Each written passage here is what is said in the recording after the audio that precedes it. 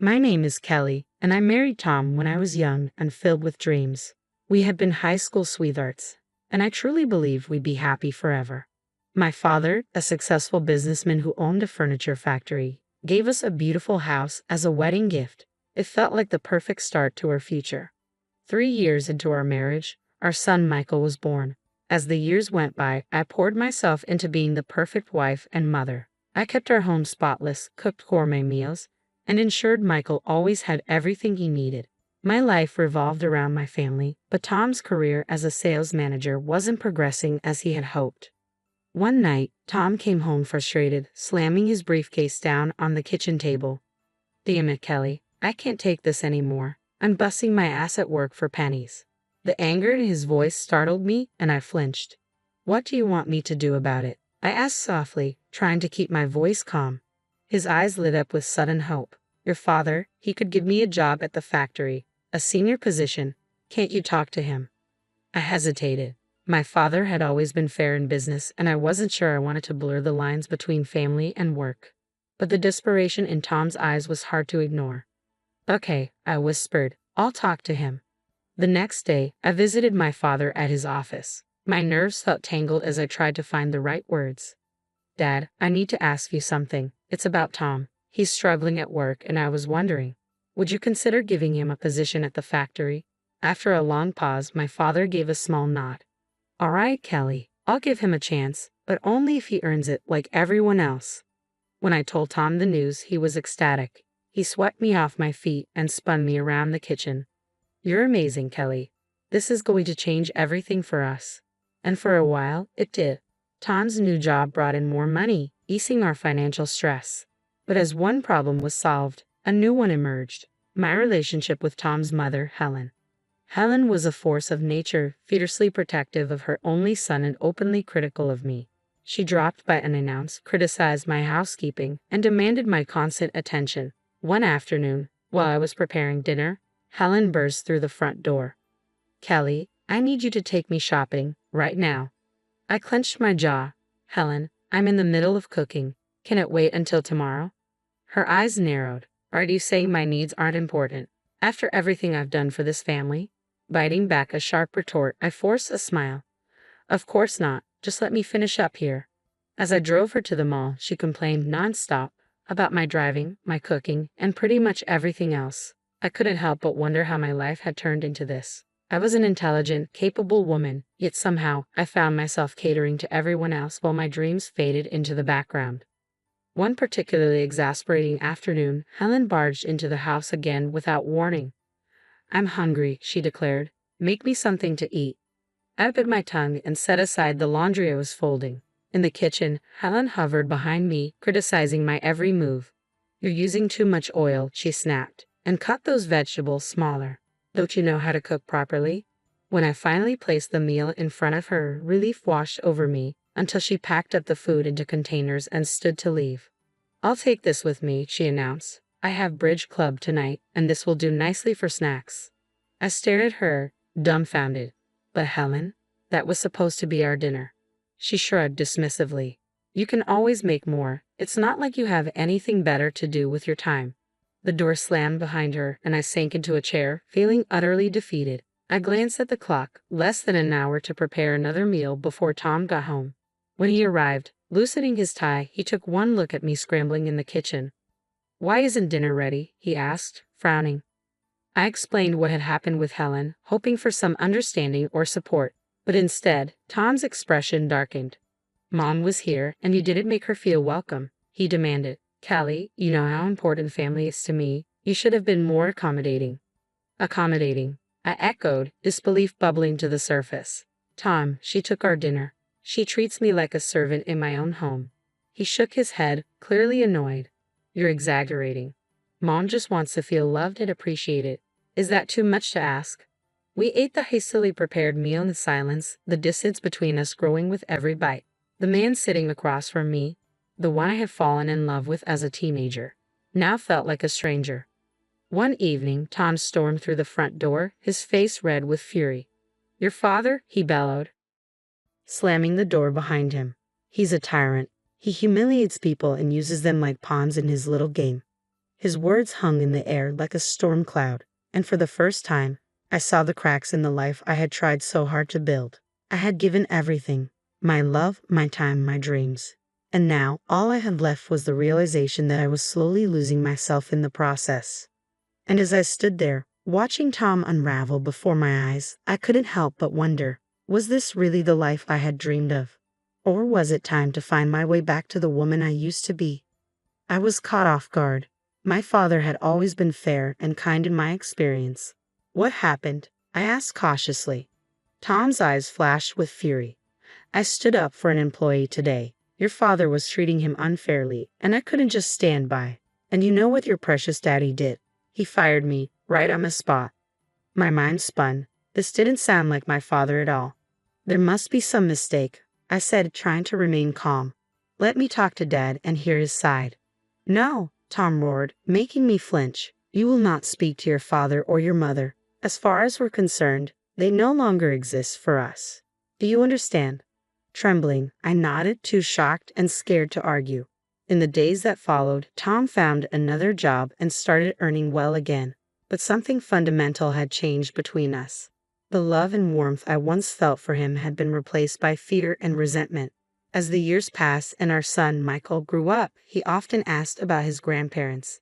But Tom would shut down any conversation about them. You have one grandmother, he would say firmly. My mother. That's all you need to know. When Michael prepared to leave for college, I felt both pride and sadness. My baby was growing up, but I couldn't shake the feeling that I was losing the only ally I had in the house. The years that followed fell into a monotonous routine.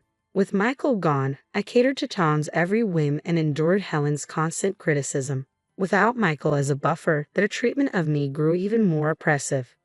One afternoon, as I scrubbed the kitchen floor under Helen's watchful eye, the phone rang. I reached for it, but Helen snatched it away. I'll answer it, she snapped. You focus on getting that floor clean. I can still see spots. I gritted my teeth and continued scrubbing, but I couldn't help overhearing Helen's conversation. Yes, this is Kelly's residence. Who? Her father? Helen's voice dripped with disdain. I'm sorry, but Kelly isn't available to speak with you. Please don't call again. My head snapped up. Wait, I called out, but Helen had already hung up. That was your father, she said coldly. I told him not to contact you again. You should be thanking me for protecting this family from those toxic people. I felt a surge of anger. You had no right to do that. My voice shook with frustration. He's my father. I should have been allowed to speak to him. Helen's eyes narrowed. You ungrateful little. Before she could finish, Tom walked in. What's going on here? He demanded, taking in the scene. Helen immediately shifted into her usual manipulative tone. Oh, Tom, your wife is being so disrespectful to me, after everything I do for this family. Tom's face darkened as he turned to me. Is this true, Kelly? Are you disrespecting my mother? I opened my mouth to explain, but the words wouldn't come. I realized with a sinking heart that it didn't matter what I said. Tom would always take Helen's side. A year passed since that fateful phone call from my father. Life continued in its suffocating routine, with Tom and Helen's control over me growing tighter by the day. Then, one crisp autumn morning, everything changed. The phone rang while I was preparing breakfast. Tom was in the shower, and Helen hadn't arrived yet for her daily inspection. For once, I could answer without interference. Hello, I said tentatively. Kelly, is that you? The voice on the other end was familiar yet distant, my father's voice. Kelly, it's your mother. She's very ill. The doctors, they don't think she has much time left. She needs you. We both do. My heart raced. Just then, I heard the bathroom door open. Tom would be down any minute. I'll try, Dad. I promise I'll try, I whispered before quickly hanging up. When Tom entered the kitchen, I was fighting to compose myself. Who was that on the phone? He asked, his voice laced with suspicion. I took a deep breath. It was my father, Tom. My mother is very ill. She's dying, and I need to go see her. Tom's face hardened. Absolutely not. We've been through this, Kelly. Your parents don't exist for us anymore. Something inside me snapped. For the first time in years, I stood up to him. I'm going, Tom. With or without your permission. She's my mother, and I'm not letting her die without saying goodbye. Tom's jaw clenched. Fine. One day. That's all you get. Then you come back home where you belong. I nodded, not trusting myself to speak. One day was better than nothing. With shaking hands, I called my son Michael and explained the situation. To my surprise and relief, he immediately offered to come with me. The next morning, Michael and I set off for my childhood home. When we arrived, my father met us at the door. He looked older than I remembered, grief carving deep lines into his face. Without a word, he pulled me into a tight embrace. He led us to my mother's room. She lay in bed, pale and frail, but her eyes lit up when she saw me. "Kelly," she whispered, reaching out with a trembling hand. "My baby girl." I rushed to her side, clasping her hand in mine. "Mom, I'm here. I'm so sorry. Can you ever forgive me?" She smiled weakly. "There's nothing to forgive, sweetheart. I'm just glad you're here now." We spent the day together, sharing memories and making up for lost time. As the sun began to set, her breathing became labored. She squeezed my hand and looked into my eyes. "Kelly," she said softly, "promise me you'll live your life, really live it. Don't let anyone cage your spirit again." Tears streamed down my face as I nodded. "I promise, Mom. I promise." She smiled one last time, then closed her eyes. Her hand went limp in mine. She was gone. Suddenly, my phone began to ring incessantly. I didn't need to look to know it was Tom. I answered, stepping into the hallway for privacy. "Where the hell are you, Kelly?" Tom's voice cut through the line, sharp with anger. "You were supposed to be back hours ago." "Tom, I can't leave yet," I stammered, my voice thick with emotion. "My mother just passed away. I need to stay for the funeral." "Absolutely not," he roared. "I told you one day, and that's all you get. If you're not back by tomorrow, don't bother coming back at all." His words hung in the air, both a threat and a promise. For a moment, I was tempted to give in, to rush back to the life I knew. But then I remembered my mother's last words, urging me to live fully. "Fine," I said, my voice steadier than I felt. "I'm staying." I ended the call before he could respond, my heart pounding. I had defied Tom for the first time in our marriage, and it was both terrifying and exhilarating. The next few days passed in a blur of grief and preparations. On the day of the funeral, as we stood solemnly around my mother's grave, my phone rang again. Tom's number flashed on the screen. Without thinking, I pressed the speaker button, intending to silence it quickly. Tom's loud, angry voice burst forth for everyone to hear. "Kelly, this is your last chance. If you don't come home right now, I swear I'll come and drag you back myself, you ungrateful filth." After everything, I didn't let him finish. I hung up, and for the first time in a long while, I felt free. I quickly ended the call, my face burning with a mix of shame and anger. The people around us looked shocked, and Michael's face was a mask of fury. My father, however, seemed more concerned than anything else. As soon as the service ended, he pulled me aside. "Kelly," he said gently, "we need to talk." We walked to a quiet corner of the cemetery, and my father took a deep breath. "Sweetheart, there's something you need to know about Tom, something I should have told you years ago." I listened in stunned silence as my father revealed the truth. Tom hadn't left the company all those years ago because he stood up for an employee, as he had told me. Instead, my father had caught him stealing money, manipulating prices, and pocketing the difference from clients. "I fired him to protect the company and our clients," my father explained. "I didn't tell you because I thought you loved him, and I didn't want to come between you. But hearing how he talks to you and seeing what your life has become, I can't stay silent anymore." It felt like the ground had opened beneath my feet. All these years I had believed Tom's lies. I had let him isolate me from my family and endure both his and Helen's emotional abuse. And all of it had been based on a lie. "There's more," my father continued, his voice grave. "I recently heard from a friend that Tom's company is under investigation. There are discrepancies. Kelly, I think he might be up to his old tricks again." As the full impact of his words hit me, I felt a strange mix of despair and liberation. The life I had known was crumbling around me, but from its ashes I saw a chance for a new beginning. The day after the funeral, my father, Michael, and I returned to my house. To our surprise, the place was bustling with activity. Helen's friends were milling about, and the smell of food wafted from the open windows. We walked in to find a full-blown party in progress. Helen, holding a glass of wine, spotted us first. Her eyes narrowed as she saw my father and Michael. "Well, look who finally decided to grace us with her presence," she said, her voice dripping with sarcasm. "You're late, Kelly. My birthday celebration started hours ago." I was momentarily stunned. In all the turmoil of the past few days, I had completely forgotten about Helen's birthday. Before I could respond, she thrust a dirty rag into my hands. Don't just stand there, she snapped. Start cleaning up. These tables won't wipe themselves. My father, who had been quietly observing, suddenly erupted. How dare you speak to my daughter that way? He thundered, causing the room to fall silent. She's not a dog to follow your commands. She's a grown woman who deserves respect. Helen laughed derisively. Respect? She gave up any right to respect when she married my son. Her family is Tom and me now. You're nothing to her anymore. I watched in disbelief as my father and Helen argued, their voices rising. The party guests looked uncomfortable, unsure whether to leave or stay. Suddenly, Tom burst into the room. What the hell is going on here? He demanded, his eyes locking onto me. Kelly, why aren't you serving the guests? And what are they doing here? He gestured angrily toward my father and Michael. Something inside me snapped. Years of pent-up frustration and anger came pouring out. No, Tom, I said, my voice steady and clear. I'm not serving anyone. I'm not cleaning up, and I'm not staying silent anymore. The room had gone deathly quiet. Even Helen seemed at a loss for words. I know the truth, Tom, I continued, pulling out the divorce papers I had hastily prepared. I know why you really left my father's company, and I'm done. I want a divorce. For a moment, Tom looked like he might lunge at me, but then, perhaps realizing he was outnumbered, he deflated. Fine, he snarled. Take your divorce, but don't think you'll get a penny from me. I couldn't help but laugh. This house is mine, Tom. My father gave it to us as a wedding gift, remember? You're the one who needs to leave. Tom and Helen left shortly after, shooting venomous glares our way.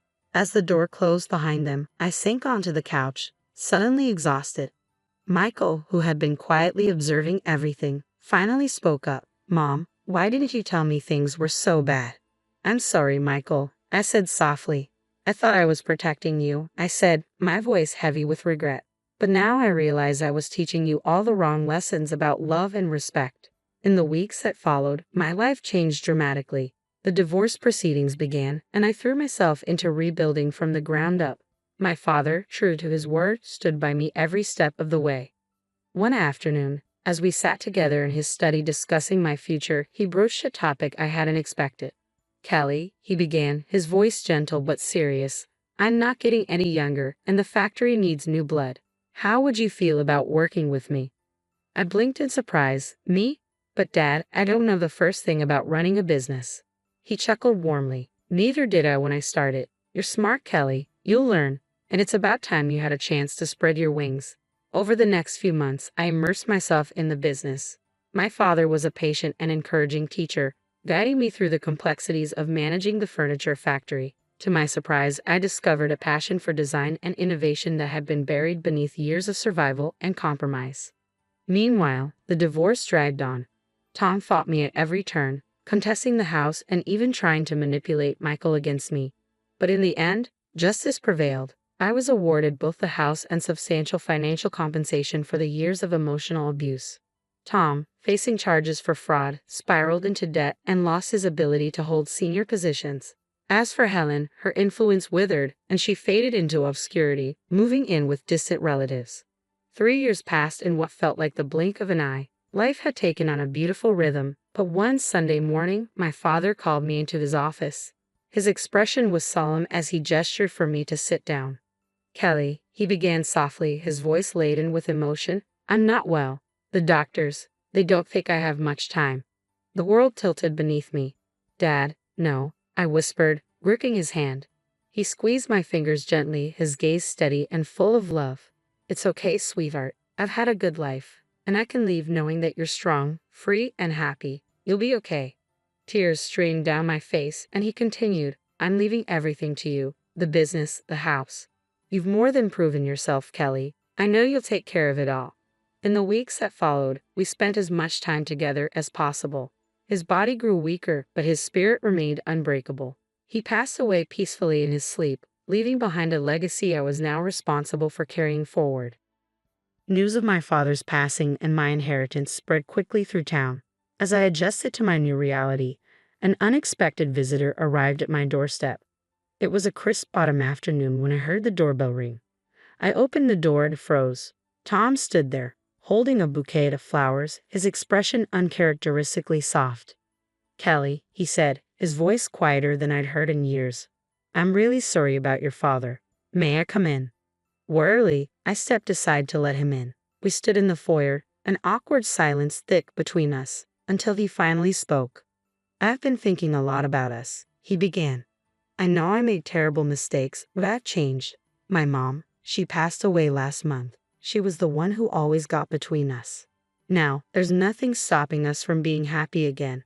Before I could respond, I heard the sound of a car pulling into the driveway. The front door opened, and a tall, distinguished man stepped inside. Kelly, darling, I'm home, he called. Then he stopped short, noticing Tom. Tom's eyes narrowed as he looked between us, his confusion giving way to anger. Who the hell is this? He demanded. The man stepped forward, extending his hand. I'm David, Kelly's husband. And you are? Tom ignored the outstretched hand, his face twisting with rage. Husband? You remarried. His voice grew louder. You traitor. David's expression hardened as he stepped protectively between us. I suggest you leave now, he said, his tone calm but dangerous. And never speak to my wife that way again. Tom lunged forward, but David moved faster. He caught Tom by the arm and firmly escorted him to the door. This is your only warning, David said, his voice low. Stay away from Kelly. If you ever come near her or insult her again, you'll regret it. David shut the door with a decisive click as the sound of screeching tires faded down the street. Then he turned to me, his expression softening with concern. Are you okay, love? I nodded and stepped into his embrace, resting my head against his chest. I'm fine. I'm just glad you're home. I looked up at him, a smile tugging at my lips. And I'm glad you waited for me after all these years. David chuckled, pressing a kiss to my forehead. I've loved you since high school, Kelly. I would have waited forever if I had to. We stood there in each other's arms, marveling at how life had come full circle. David and I had been high school sweethearts before Tom entered the picture. After my divorce, we reconnected, and our old feelings blossomed into something even deeper. 6 months ago, we had married in a quiet ceremony, starting a new chapter together. Just then, my phone buzzed with a text. It was from Michael. Mom, great news. Jessica's pregnant. You're going to be a grandmother. In the months that followed, life settled into a beautiful rhythm. Michael and Jessica moved back to the city, eager to be close to family as they prepared for their baby's arrival. They even joined us at the factory, bringing fresh ideas and energy to the business. Together, we built a future rooted in love, family, and second chances. A future I never imagined would be possible.